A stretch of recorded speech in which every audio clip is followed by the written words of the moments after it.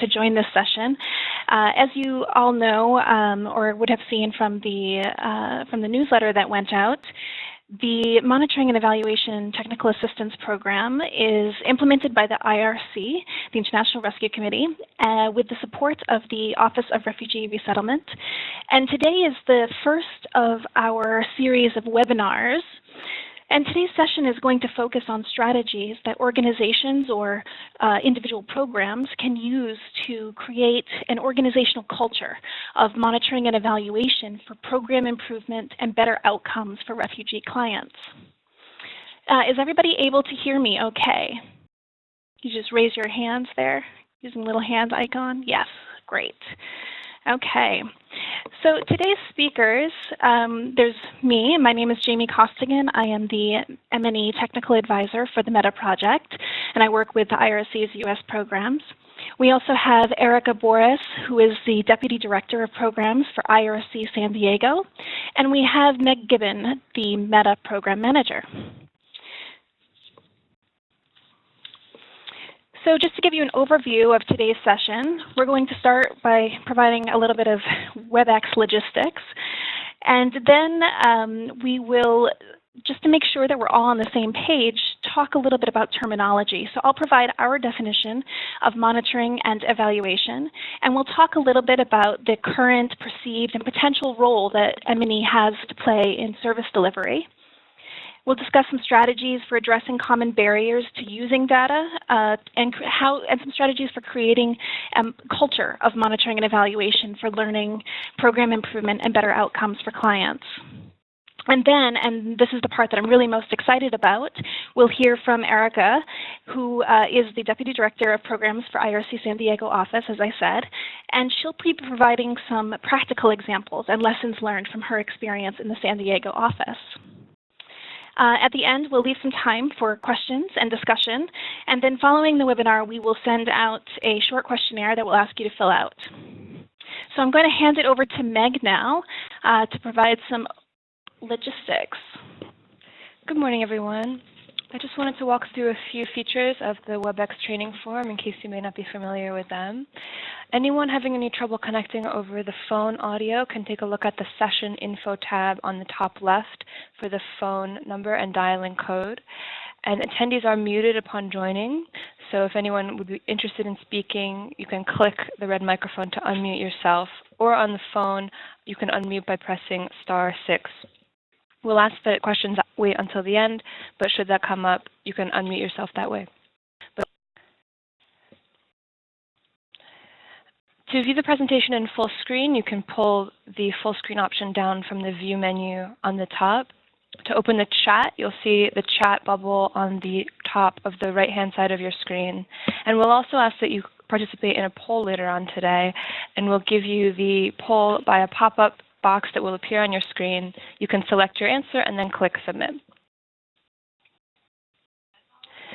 Finally, those viewing the presentation in full screen will be able to access chat by clicking the chat bubble. The pop-up poll will appear for you in full screen. You don't need to return to the regular view, and you can click Submit the same way. But if you do wish to return to regular view, you can click the blue Return button on the left-hand side of the screen. Anyone having any issues with the WebEx training form can feel free to chat your question or issue to me, and we'll try to resolve it. Thanks. Great, thanks, Meg. Okay, so to start off with the definitions, so what is monitoring and evaluation? Monitoring is the process of regularly and systematically collecting, managing, and analyzing information about a project in order to adjust or shape project implementation as needed. So there are a number of questions that we should be asking when we are analyzing project data as part of the ongoing process, as part of the ongoing monitoring process. These questions can be progress-related questions. So are we meeting our targets and our benchmarks? or they can be related to implementation processes.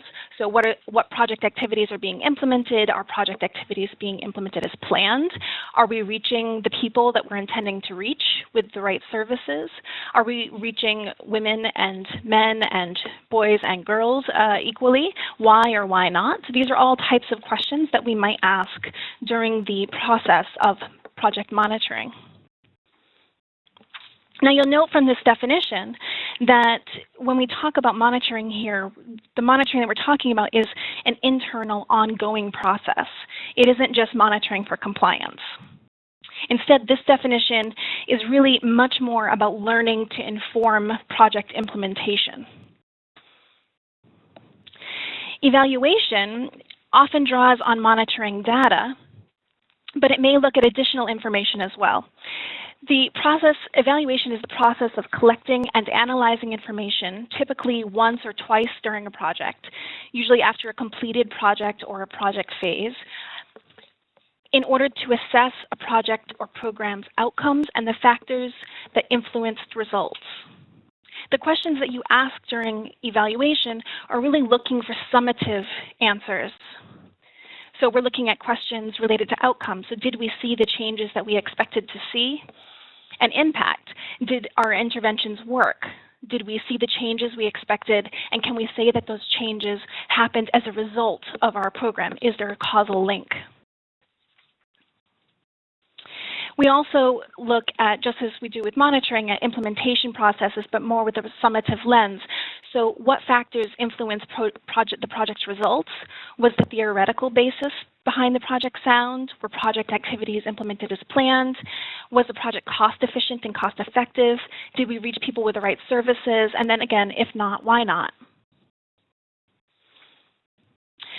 So despite the definitions and the which is really focused on learning, the focus that I've seen across a lot of programs, both internationally and domestically, is that it isn't necessarily how many of us perceive monitoring and evaluation. We aren't always focused on learning. So to start this discussion, I do want to open up a poll, and I'll just do that right now. Let's see. I'm going to open up this poll here, and I want you to think about people in your organization. So not necessarily how you view monitoring and evaluation, but think about people in your organization and how they tend to perceive the current monitoring and evaluation practices and requirements. So I'm just going to open up this poll and go ahead and click your answers.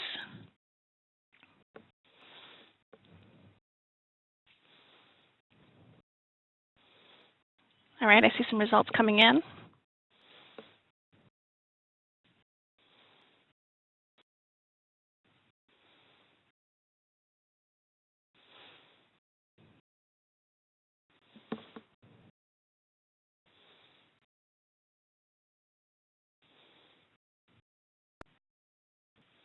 All right.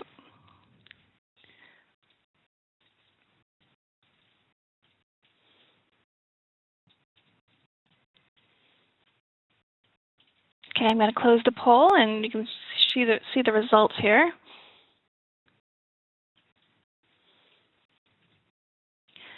All right, can everybody see the results? So what I'm seeing here is that, so it's great. At least 50% of you said that monitoring and evaluation is important for assessing program progress, quality, and outcomes, and improving programs. This result is, I think, a lot higher than what I've seen in other surveys. But still, we're talking about another 50% who are saying that sometimes it's seen as being a burden, or that it's something we do just to get funding from donors, but it doesn't really have much purpose beyond that. In the recent meta survey, we actually found that less than 50%, it was around 38% of respondents said that it was important for assessing program progress. So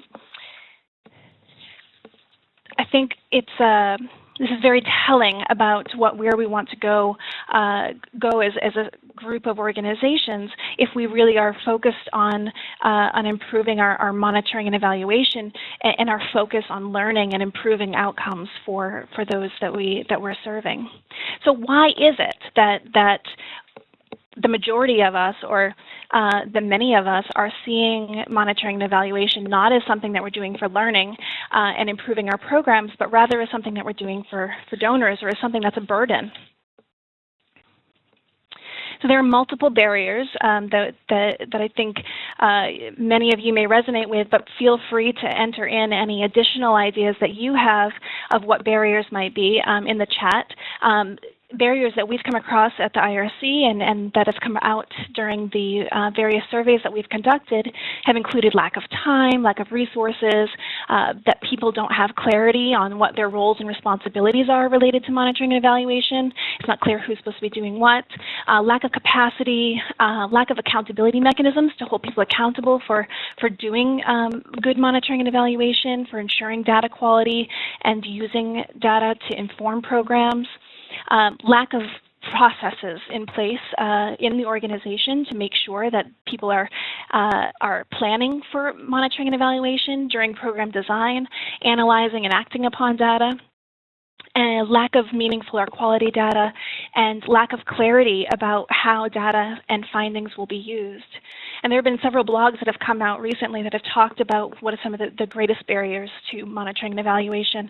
And even though we'd like to focus on the lack of staff capacity, what this author was saying in this recent blog was very much that what their study had found was that it's really about lack of purpose. Lack of purposeful data, lack of purpose behind the evaluations that's leading people to find monitoring and evaluation to be less useful. So now we're going to discuss quickly some strategies for addressing some of these common barriers to the use of data and barriers to creating a culture of monitoring and evaluation that really emphasizes learning, program improvement, and better outcomes. And I just want to emphasize here that changing an organizational culture around monitoring and evaluation in a sustainable way really takes time. You can start with one program or with quick wins within your organization, so you can outline all the various steps that you would like to take in this organization and really target them one by one. You can work with particular model programs to use them as M&E champions, but really start with quick wins, because this isn't something that you can just have, a bulldozer and, plow through the wall all at once. It really is much more of a chipping away over time, but with a steady dedication to the whole process. So keep in mind that this is not something that's going to happen overnight. It really is a long-term investment for an organization. So the first strategy that we'll talk about is to make monitoring and evaluation for learning, program improvement, and better outcomes an organizational priority. Now, this is important because in order for it to really be sustainable, your organization as a whole, or your program as a whole, needs to say that this is something that we are all collectively committed to. And someone needs to lead the process of delivering on this priority. It might be someone who you need to dedicate resources to hire someone to come into the organization to take on this role of leading the organization in this direction. Or it may be somebody for smaller organizations where you don't necessarily have those additional resources. It may be identifying someone within your organization who can take this on as one of their main objectives. The second strategy is to develop clear and consistent messages, and to clearly and consistently communicate the purpose and value of monitoring and evaluation. These consistent and compelling messages really need to be communicated at the organizational level. So from the top down, but all the way down to throughout all levels of the organization. conveying messages about how the organization views monitoring and evaluation and the change that you want to see within your organization so that staff see information as a valuable resource that can lead to improved programs and outcomes for clients as opposed to something that's more of a burden. So this involves really shifting the conversation away from what we need to do related to donor compliance, which is important. Donor compliance is super important. But really, we need to start shifting that conversation in these messages throughout the organization to something more like, what can we learn from the program? How can we improve? What do we need to learn in order to improve services for our clients? And how can the information that we're gaining through the monitoring and evaluation that we're doing help us to make informed decisions? These messages really should reframe who monitoring data is for and why it's being collected. And in this process, leadership's buy-in is super important. If you have leadership that's in theory buying in but isn't communicating the messages consistently in all fora, it's going to be difficult for the people throughout the rest of the organization to also buy in. And you also need consistent messaging from managers and program staff at all levels. So staff at all levels should be really conveying and hearing this message that the purpose of monitoring and evaluation is to improve programs and to do this in order to have better outcomes for refugees and the populations we're serving. And one other strategy related to messaging that I have found helpful in my work in international programs has been to change the terms. So rather than talking about data, which can sometimes be very frightening of a term, we can talk about information. Because information is really what we're getting from data. Data is a type of information, and information somehow is a little bit less frightening and intimidating. So if you need to change the terminology in order to appeal to people within your organization, I really encourage you to do that. The third strategy is to make sure that staff have clarity around their roles and responsibilities, and that they have the skills and resources to fulfill those responsibilities. It's really important to set expectations for staff and to clearly communicate what staff are expected to do and when. For the IRCs and international programs, we set a series of standards, and an adapted version of these standards will be available on the Meta website. We've adapted them for U.S. refugee resettlement and other programs, and we'd love your feedback on them. But setting these monitoring M&E standards can be very helpful in clarifying to staff what is expected of them. But there are many other strategies you can use to clarify this, including ensuring that JDs, job descriptions, and performance objectives include responsibility for data quality and analysis and for the use of data. But a lot of focus is placed on capacity building, but it's really just one piece of the puzzle. As you can see here, it's just one of these steps. You really need to make sure that staff have the technical skills, but you can always also, many times you can also hire out for more in-depth like data analysis skills. The real challenge, I think, is to help staff, to remind staff and to help managers to help staff to think more evaluatively. To help them to think analytically about their program's design and about the data that they're collecting. And one final point on this is that you can't pile new responsibilities on staff that already have too much to do.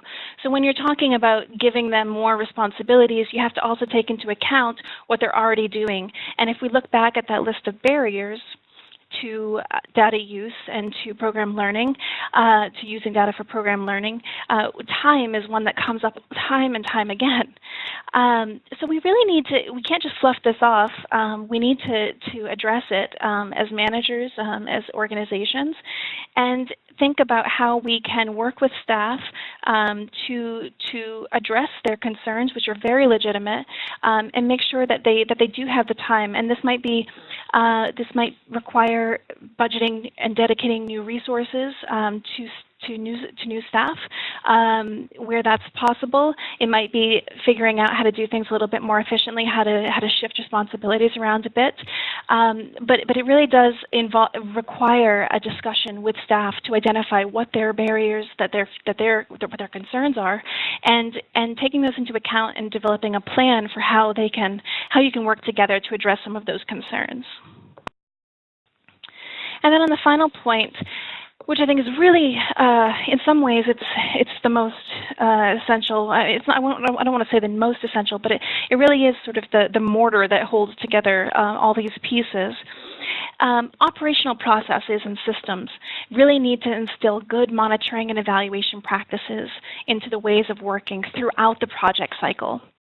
You can have staff that have all the skills in the world, and you can have organizational commitment, but if your processes, if your program, the way that you go about working does not provide room for meetings to be held, to analyze data on a regular basis, if you haven't systematized that, if you're firefighting when you're developing project proposals so that you're not adequately looking at the design of your monitoring and evaluation systems and plans and what you want to learn from your program during the design phase, you're going to really struggle with creating this organizational shift, changing this organizational mindset around monitoring and evaluation. So you need to think about, what are some of the operational processes that need to be put in place at all levels of the organization. So this might include putting in place accountability mechanisms. For larger organizations that have grant management systems in place, it might include integrating key monitoring and evaluation actions or checklists and approvals into the system.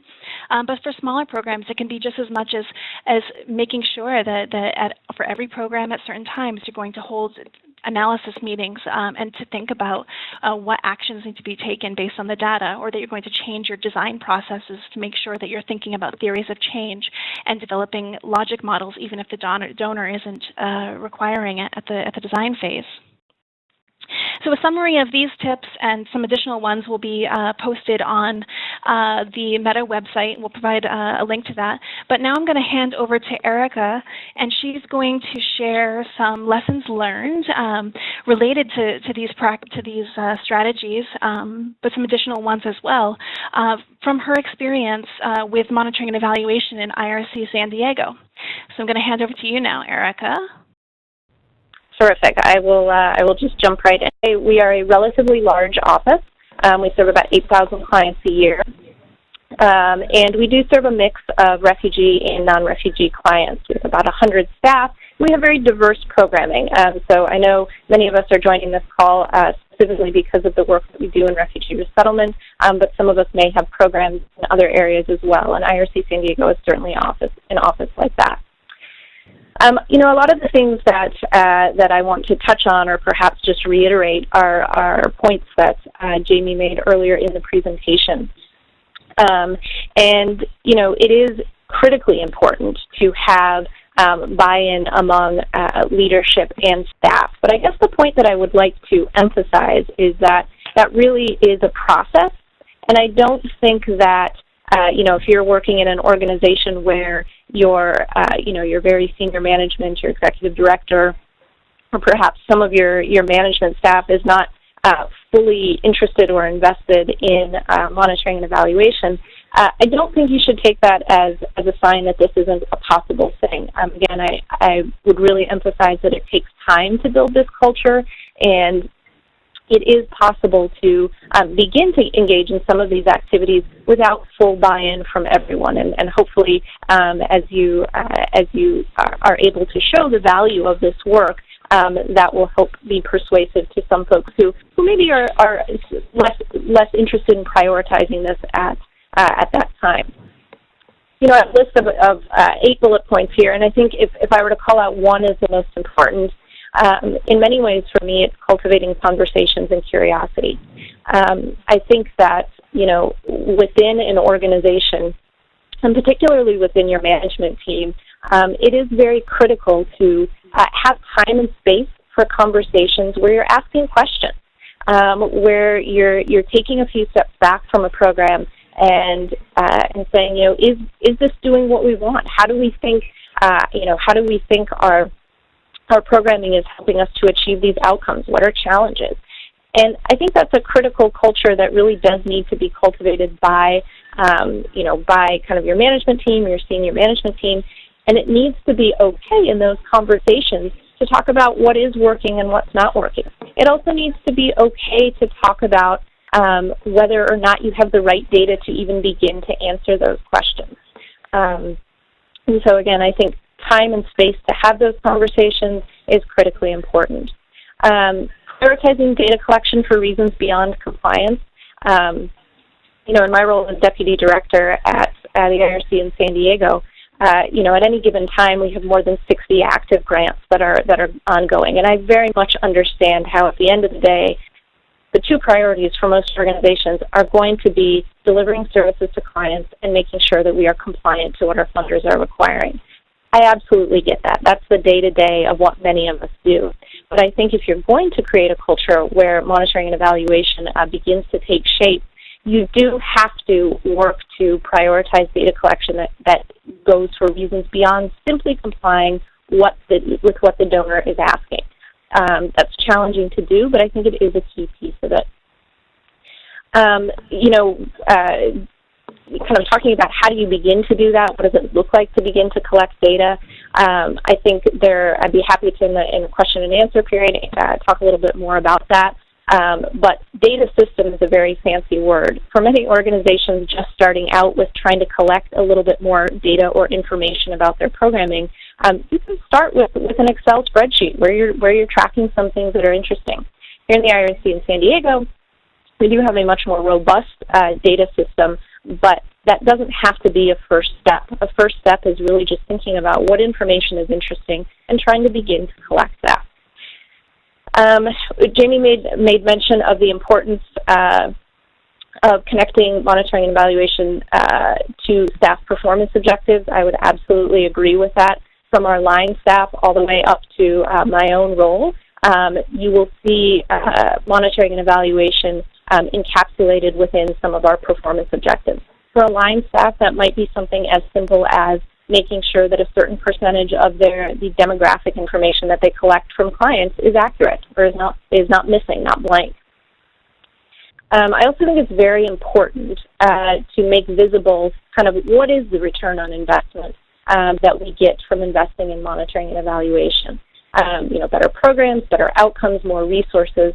But I think that it's critical to make that visible to staff. At the end of the day, many of us are supervising teams of, for instance, case managers who 90% of their time is spent running between the welfare office and the health clinic and home visits and that type of thing. And it's very easy for a staff member like that to feel disconnected from the value of the data that they're collecting. And so I think it's incumbent, particularly upon the management team, to really make sure that becomes visible to staff, from line staff all the way up the organizational chain. This next one is a favorite of mine. I think because many of us grew up in this field collecting data in order to please donors, we sometimes get very afraid of data that doesn't necessarily paint the picture that we thought it would paint. So for instance, perhaps we have a new approach to a job training program, and in our logic model and in our proposal and our conversations with donors, we perhaps suggested that this particular intervention would move everyone towards living wage jobs, $16, $17, $18 an hour. And then when we look at our data, that's not what we actually see. And I think it's critically important that we're not afraid of that we use that as a point of conversation as opposed to something that makes us very afraid that we're not going to kind of appease the donor. So I'd be happy to talk a little bit more about that, but I do think that's a very critical piece. Not all of, despite the fact that we all do very good work, not all of our data is always going to look exactly the way that we hope it's going to look. Making data accessible for all levels of staff. Here at the IRC in San Diego, we have a very diverse staff with more than 24 languages on staff and lots of different skill levels and strengths. And I think it is important to make sure that data doesn't become this scary thing that a few people in the organization are able to use, but really making it accessible for all. Lastly, I put when possible, resource it. And I do, again, want to emphasize the when possible because I think it is critically important, and we've seen here at the IRC in San Diego that while it is incredibly helpful that we now have kind of a data position resource, even prior to having that, we were able to take those initial steps in making monitoring and evaluation a bigger part of our culture. And I think waiting around until you have that, you know, $100,000 in unrestricted dollars that you can't think of any other use for is going to unnecessarily prevent organizations from taking some of those first steps towards increasing the role of monitoring and evaluation within their organization. Next slide, please. All right, so I wanted to give two very quick case studies, and I know with our technical difficulties, I want to be mindful of allowing a little time for questions as well. So these are just two very quick examples of how we have used data here at the IRC in San Diego and kind of what that looks like. So this first case study here, we offer a wide range of economic empowerment services. In 2015, we served over 5,000 people with economic empowerment services. There are a lot of different programs within our economic empowerment services. They're funded by a lot of different sources. Many of those funders have various requirements about what data we track and how we report it to them. And of course, we do all those things because we have to be compliant to our funders.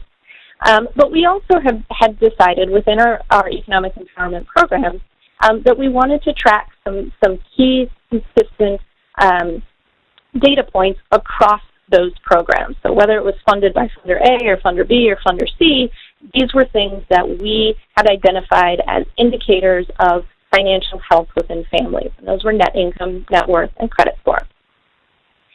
And so we have been working on this for a number of years and collecting this data from our clients. And I just wanted to show you a few of the things that, in looking at this data, had sparked us to have conversations about our programming.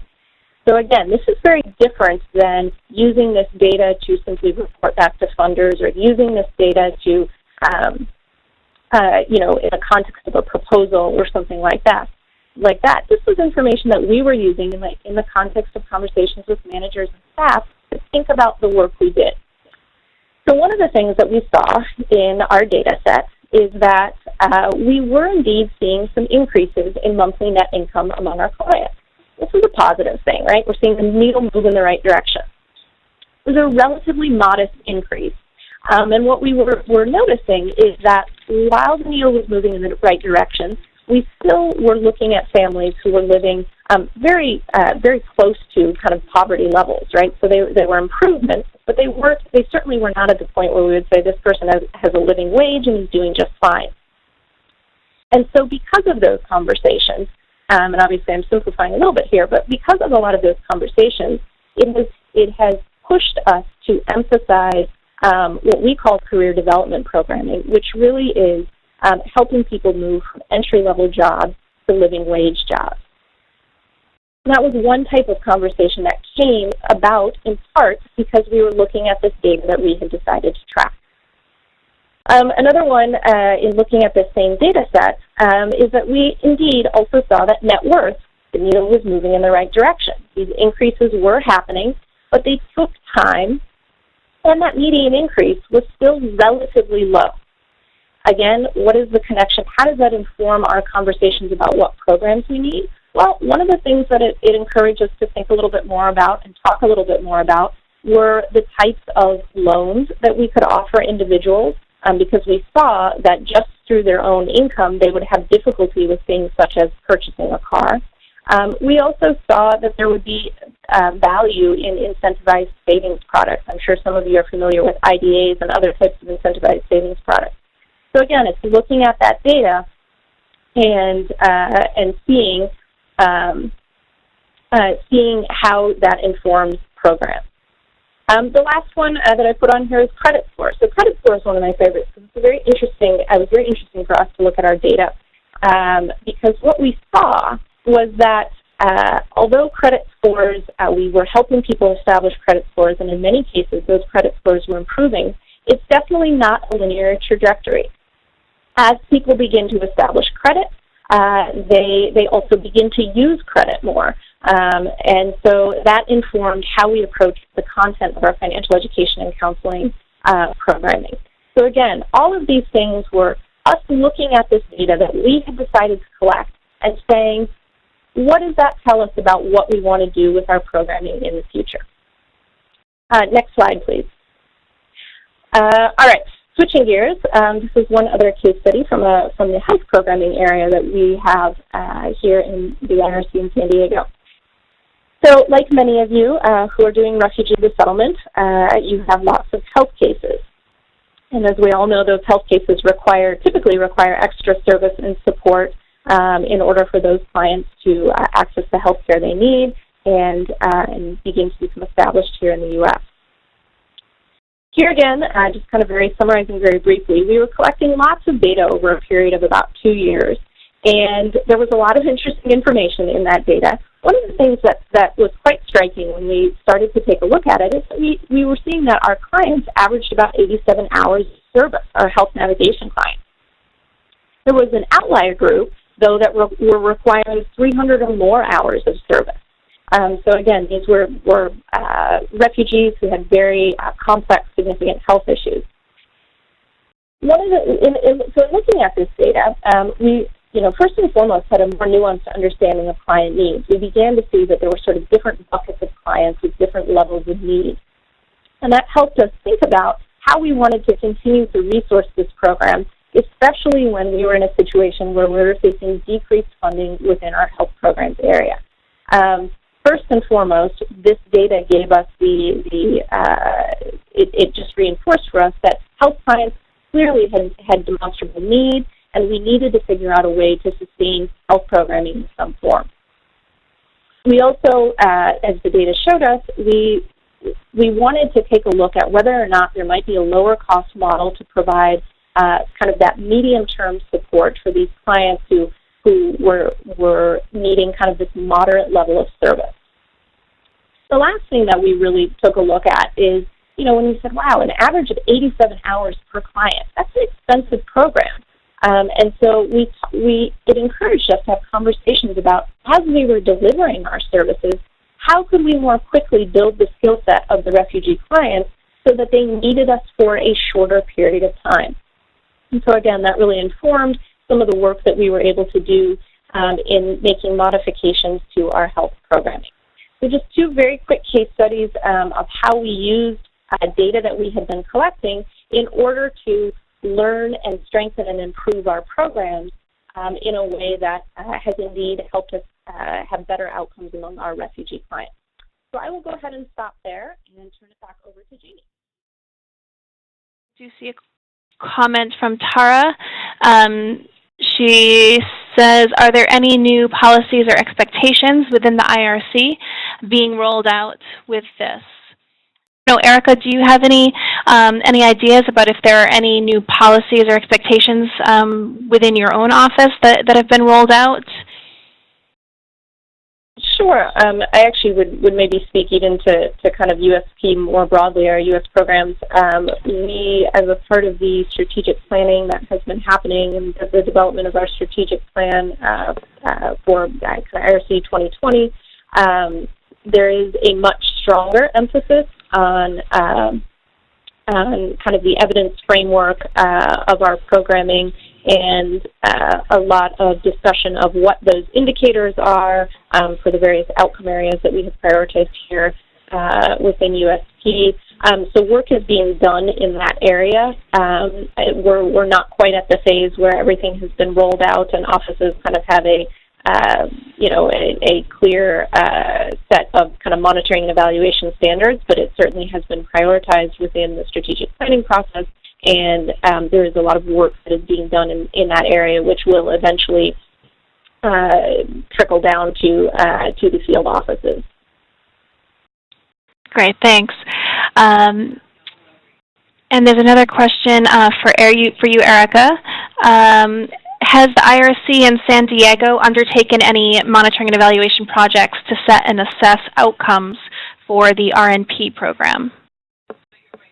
That is a great question. So interestingly, given that the RMP program is kind of central to obviously all of the IRC offices and the rest of the resettlement agencies, folks that are on this call, that has not been an area that we have specifically looked at the outcomes of the RMP program.